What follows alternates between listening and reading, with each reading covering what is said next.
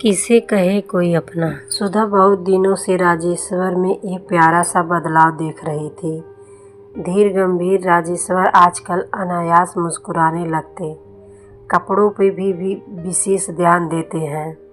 पहले तो एक ड्रेस को वे 2 व 3 दिनों तक ऑफिस में चला लेते थे, पर अब रोज़ नई ड्रेस पहनते हैं। हमेशा अखबार या टीवी की खबरों में डूबे रहने वाले राजेश्वर अब बेटे द्वारा किया गया गिफ्ट सारेगामा का कारवां में पुराने गाने सुनने लगे थे। सुधा भी सारी जिम्मेदारियां खत्म होने पर राहत महसूस कर रही थी। वह सोच रही थी राजेश्वर में भी बदलाव का यही कारण था। सुधा का एक ही दुख था कि राजेश्वर उससे रूठे रूठे रहते हैं। वह जानती थी कि इसमें सारी गलती पति की नहीं है, पर वह भी तो उस समय पूरे घर की जिम्मेदारियों में डूबकर राजेश्वर के मीठे प्रस्तावों को अनदेखा कर दिया करती थी। राजेश्वर के ऑफिस जाने के बाद सुधा चाय का कप लिए सोफे पर आ बैठी। काम वाली बाई को 11 बजे आना था। चाय पीते पीते सुधा अतीत की लंबी गलियों में निकल पड़ी। 20 साल की उम्र में म्यूजिक विषय के साथ बीए किया था। वह कॉलेज की लता मंगेशकर कहलाती थी। वह बहुत भोली नम्र भी थी। संगीत विषय में एमए करना चाहती थी, पर माता पिता विवाह के लिए पात्र देखने लगे। ऐसे में राजेश्वर का रिश्ता आ गया। वे सरकारी नौकरी में उच्च अधिकारी थे, पिता नहीं थे। विरासत में 2 हवेलियां मिली थीं, एक भाई 2 बहन, माँ, भरा पूरा परिवार। वे बस घरेलू लड़की जो घर परिवार को संभालने और बांध के रखने में सक्षम हो चाहते थे। दान दहेज की कोई डिमांड नहीं थी। सुधा के परिवार को रिश्ता भा गया। बस 20 साल की उम्र में सुधा दुल्हन बन के राजेश्वर की बड़ी हवेली में आ गई। पायल की रुंझुन और चूड़ियों की खनखनाहट से राजेश्वर का दिल धड़क उठा। सबने अनुरोध करके 4 दिनों के लिए दोनों को मसूरी घूमने भेजा। बस उसके बाद सुधा के सिर पर जिम्मेदारियों का भारी ताज पहना दिया गया।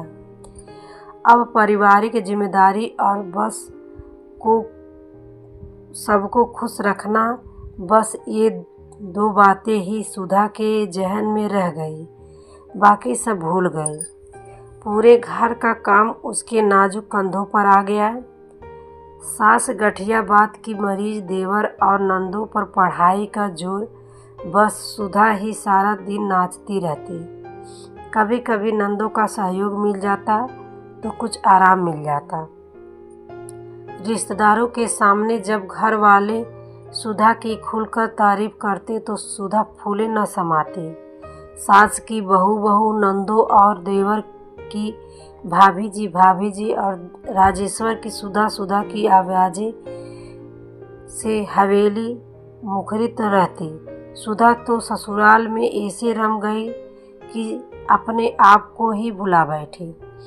राजेश्वर रात को बड़ी बेताबी से सुधा की राह देखते, पर सुधा को तो 11 बजे तक बर्तन धोने, अगले दिन के खाने नाश्ते के मेनू बनाने, दही जमाने से फुर्सत न मिलती। खिंचकर राजेश्वर सो जाते। वे भी ऑफिस से थक कर आते थे। कभी 11 या 12 बजे तक सुधा को फुर्सत मिल भी जाए तो वह मसाले और हींग की बास मारते कपड़े पहने राजेश्वर की बगल में जा लेटती। गुस्से में भरे वे या तो सोफे पर जा लेटते या मुंह फेर कर सो जाते। भोली और सीधी सुधा कभी यह न समझ पाई कि अपनी ससुराल की कश्ती खेते खेते वह अपनी सोने सी गृहस्थी को डुबोती जा रही है। इसी दौरान बेटा भी हो गया। मुश्किल से 40 दिन आराम कर फिर कोल्हू की बैल जैसी जुट गई। धीरे धीरे जिम्मेदारियां बढ़ती गई। नंदू और देवर की शादियों की सारी जिम्मेदारी सुधा और राजेश्वर पर थी।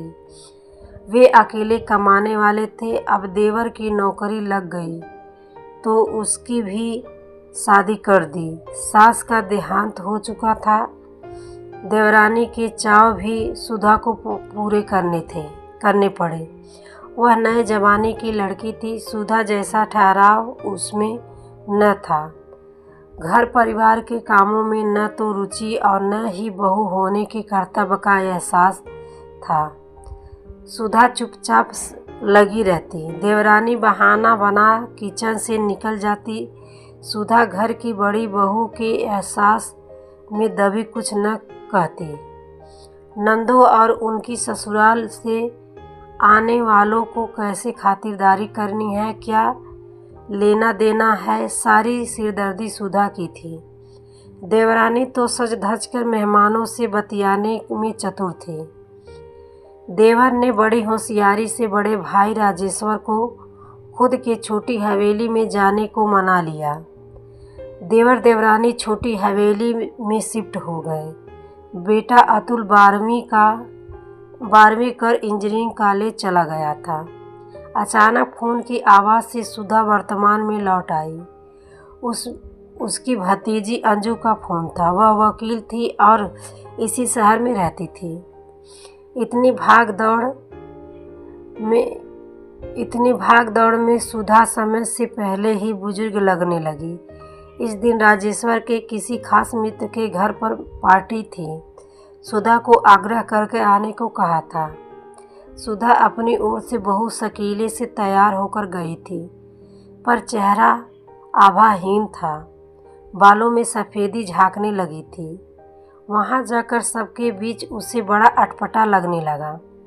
राजेश्वर के दूरदर्शन व्यक्तित्व के सामने वह बहुत ही फीकी दिख रही थी। सभी लोगों की निगाहें उस पर थी। आखिर सुधा उनके बॉस की पत्नी थी। कुछ महिलाओं ने तो यह कह दिया कि मैडम आप अपना ध्यान नहीं रखती, इतनी छोटी उम्र में बुजुर्ग लगने लगी हो। यह सुन वह झेप गई। राजेश्वर भी खिसियाने से हो गए। राजेश्वर उससे खींचे से रहने लगे। भोली सुधा सोचती, मैं तो उनके घर परिवार की सेवा ही करती रही, फिर भी मुझसे अलगाव क्यों? समय का पहिया आगे बढ़ गया था। अतुल की पढ़ाई खत्म हो गई थी। मुंबई की एक कंपनी में नौकरी भी लग गई थी। ऑफिस के 4 दिनों की छुट्टी थी। सुधा का मन हुआ कि अब बेटा भी नौकरी कर आत्मनिर्भर हो गया है। उसकी ओर से बेफिक्र हो गई। कहीं घूमने का प्लान करते हैं। शायद राजेश्वर को भी थोड़ा बदलाव चाहिए। बेचारे घर परिवार के कारण जीवन के कुछ लुत्फ न उठा पाए जो उन्हें मिलने चाहिए थे। देर न करते हुए उसने शाम की चाय के बाद उन छुट्टियों में अपने दोनों की घूमने की प्लानिंग बताई। राजेश्वर कुछ देर चुप रहे, फिर ठंडे स्वर में बोले, शुक्र है तुम्हें घर परिवार से हटकर कुछ सूझा तो सही, पर माफ़ करना, मैं बताना भूल गया। मेरा कुछ दोस्तों के साथ गोवा जाने का प्रोग्राम बन चुका है। कल सवेरे मुझे निकलना है। यह सुन सुधा चुप रह गई। राजेश्वर गोवा के लिए निकल गए। सुधा को एकाएक घर बहुत सूना लगने लगा। वह ऑटो कर छोटी हवेली देवरानी के घर चली गई। छोटी हवेली की साज सज्जा देखकर हैरान रह गई। उसे अपने घर की याद आई। बाबा आदम के ज़माने का सोफ़ा जो सास के समय में चला आ रहा था। पुराने समय की सजावट जिसे ठीक करने की सुधा और राजेश्वर के सिर पर जिम्मेदारियों के बोझ के रहते न तो समय मिला न पैसा था जो कुछ कर पाते। देवरानी किसी महारानी की तरह सज धज कर मैगजीन पढ़ रही थी। सुधा अपनी मामूली सी साड़ी की सिलवटें ठीक करने लगी। एक कृत्रिम मुस्कुराहट के साथ देवरानी गले लग गई। देवर बाहर गए थे। औपचारिक बातचीत होती रही। लंच के समय देवर भी आ गए। भाभी को अभिवादन कर भाई के बारे में पूछने लगे। सुधा ने जब दोस्तों के साथ गोवा जाने की बात कही तो हैरान हो गए। बोले, मैं तो भैया के सारे दोस्तों को जानता हूँ, वे बस तो यही शहर में हैं। अभी अभी तो बाजार में ही मिले थे, पता नहीं कौन से दोस्त साथ गए हैं। तभी खाना लग गया। घर में एक अस्थाई मेड रखी थी, वह सारा काम देखती थी। उसने कई तरह के व्यंजन टेबल पर सजा दिए। सुधा हैरान रह गई। शाम को देवर सुधा को कार से घर छोड़ने जाने लगा तो सुधा के मन में एक टीस उठी। वह घर पर अकेली थी। एक बार भी रात को रुकने को नहीं कहा। निराश सी कार में बैठ गई। जिस देवर को छोटे भाई की तरह रखा, वह समय के साथ कैसे बदल गया।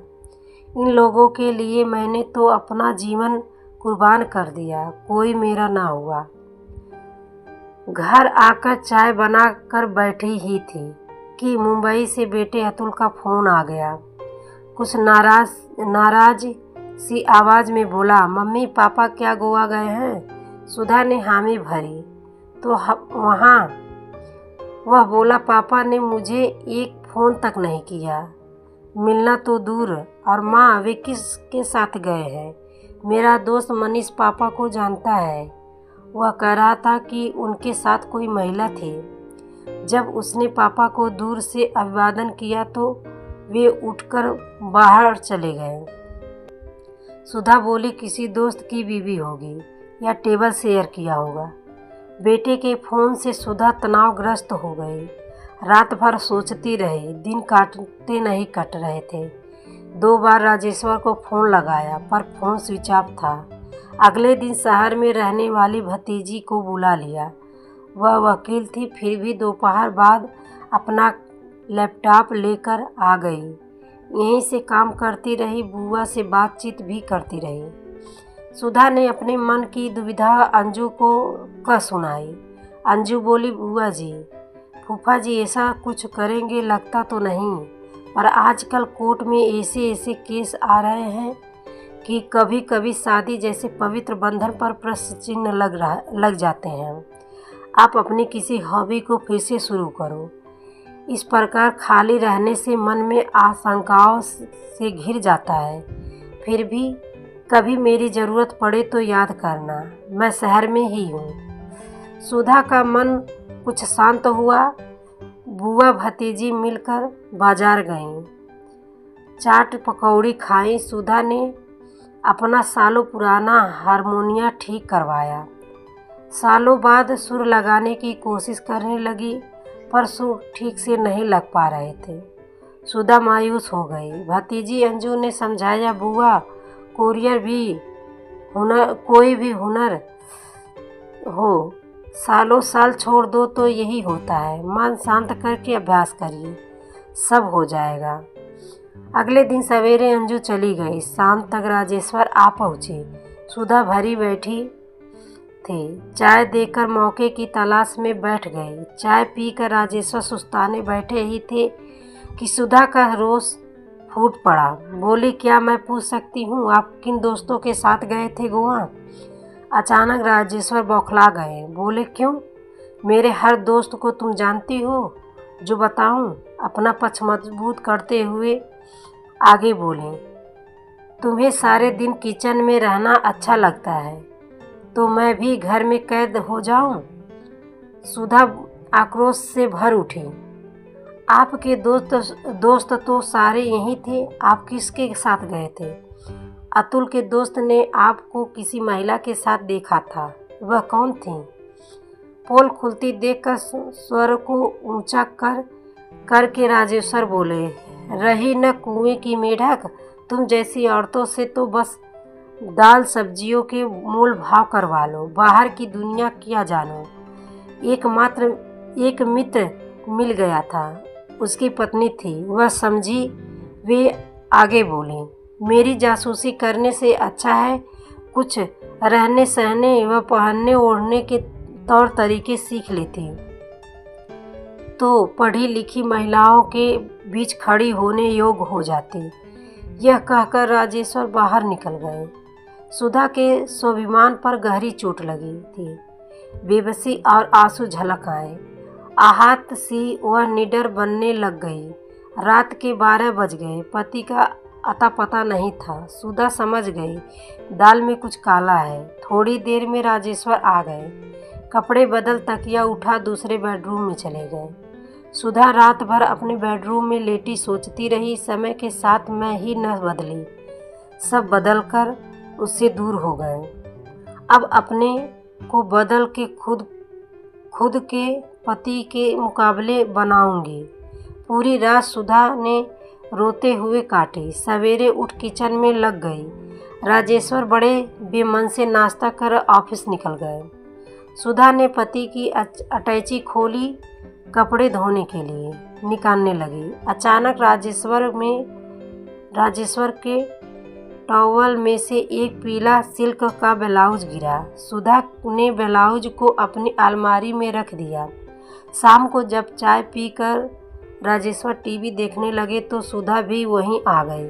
वह बोली, आपको जो दोस्त की पत्नी वहाँ मिली थी वह क्या अपना ब्लाउज भी आपकी अटैची में डाल गई थी? यह कहकर उसने ब्लाउज उनके आगे रख दिया। ब्लाउज देखकर राजेश्वर शर्मिंदा हो गए, पर ऊंची आवाज़ से सुधा को डांटने लगे।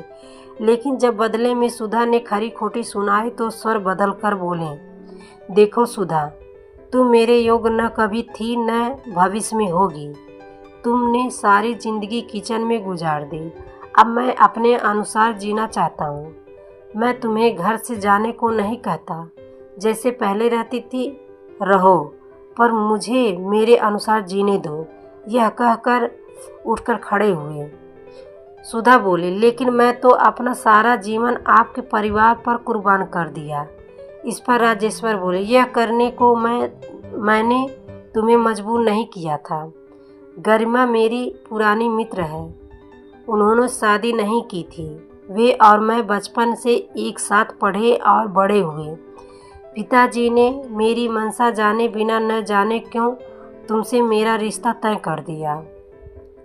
अब मैं गरिमा के साथ रहना चाहता हूँ। यह सुनते ही सुधा के दिल में सैकड़ों तीर एक साथ घुस गए। बेहोशी सी आने लगी। किसी तरह लड़खड़ाती बिस्तर पर पहुंची और कटे पेड़ सी गिर पड़ी। 2 दिन बाद रक्षाबंधन था। बड़ी